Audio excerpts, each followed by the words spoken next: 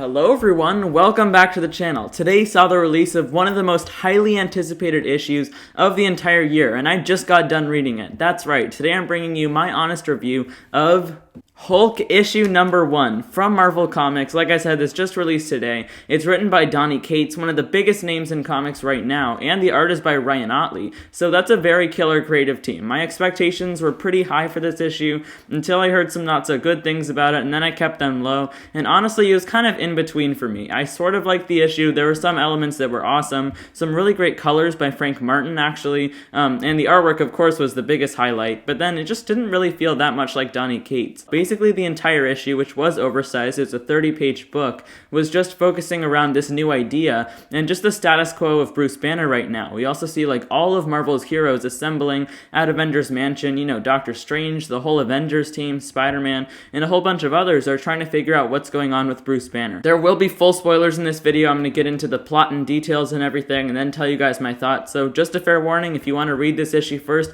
go pick it up at your local comic shop before you watch the video. To be completely honest, I might be getting some things just a little bit wrong trying to recap what's going on in this issue because it was a little bit confusing. That was one of the biggest turnoffs for me, was that this book was not quite fully understandable. It just wasn't quite as crazy as some first issues from Donny Cates are, but I can tell that it is going to get a lot better. Throughout most of the entire issue, we just see a focus on Bruce Banner as a character, and then all of the Hulk action is kind of secondary to it, because, like I said, Bruce Banner is pretty much seeming to be the villain here. After everything that happened in Immortal Hulk, he's feeling totally done with everything on Earth. He knows that people don't want him there because he's caused so much harm over the years, kind of giving me like Planet Hulk and World War Hulk flashbacks, if you know what I mean. Throughout a lot of the issue, we see the Hulk seemingly like this child Hulk version from the Immortal Hulk run that's in this some sort of mindscape, so it's kind of taking some little bits and pieces from Immortal Hulk and putting them in here, but it's kind of clear also that we're not going to get too many of the other alter egos because that's not what Donny Cates wants to focus on. And then as we see Bruce Banner meeting Betty, having a conversation with her,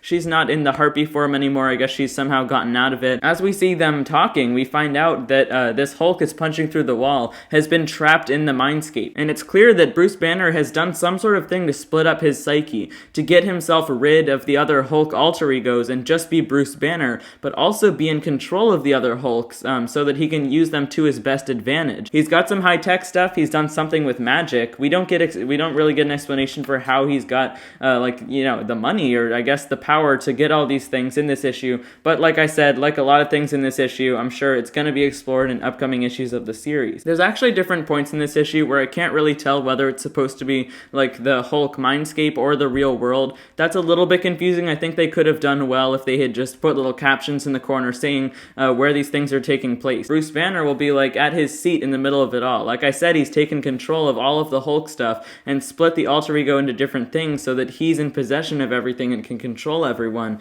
He's got like this kind of boardroom where he sits in this throne chair, I guess. In the mindscape, we see how Bruce Banner is able to like turn a lever, and then suddenly in the mindscape where Hulk was punching that wall, all of these like army vehicles and helicopters arrive, you know, just like the classic Hulk issues, and then he starts fighting them. So the Hulk is like fueling the anger that makes the Hulk in the real world powerful. This is getting really confusing. I'm trying to explain it as best as I can, but like I said, I didn't really understand everything in this issue. Throughout this whole fight between Tony Stark, who's in like 4 different Hulkbuster armors, he's manning all of them at the same time, which is really well drawn by Ryan Otto. We see that Hulk is like pretty merciless now. He's willing to actually kill Tony Stark to get through to where he needs to go by the end of the issue. It's a really cool fight, but by the end of it, we see that Hulk has been trying to get through to some sort of like warehouse or some sort of scientific base that Tony Stark has set up. Finally, he completely takes down Tony. Tony is like really badly messed up. He's smashed through all his armor. And then we get this really cool double splash page where we see what the Hulk has come into this warehouse to get.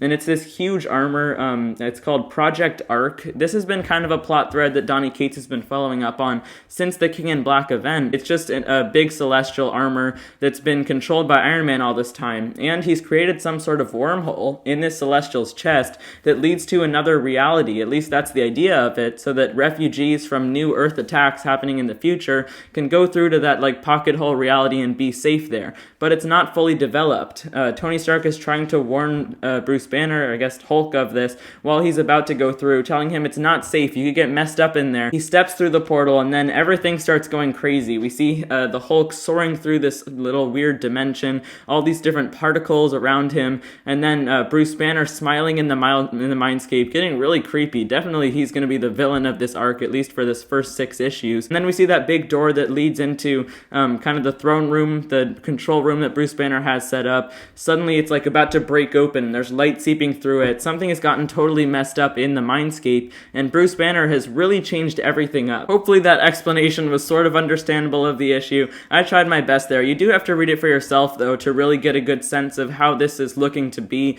A lot of details, though. A lot of different little intricate things that are all being put together to come together for this new mindscape that Bruce Banner has set up. I always give you guys something out of 10 for these single issue reviews, though. This issue, a little bit disappointing for me. I might have expected a little bit more and a little less confusion for a first issue from a Donny Cates and Ryan Ottley book, right? So I'm going to give this first issue a 7 out of 10. I know that's not a super great score, but I think this has a lot of potential. I think it's going to keep on getting better and better in these upcoming issues, and I'm excited to see where the series goes. So if you got some good information from this video, or if you enjoyed it at all, make sure to hit that subscribe button. We're nearing really close to the 200 subscriber milestone. I'm hoping to hit that milestone by the end of the year, but that's up to you guys. So that's everything from me for today. Thank you so much for watching, everyone. Bye, guys.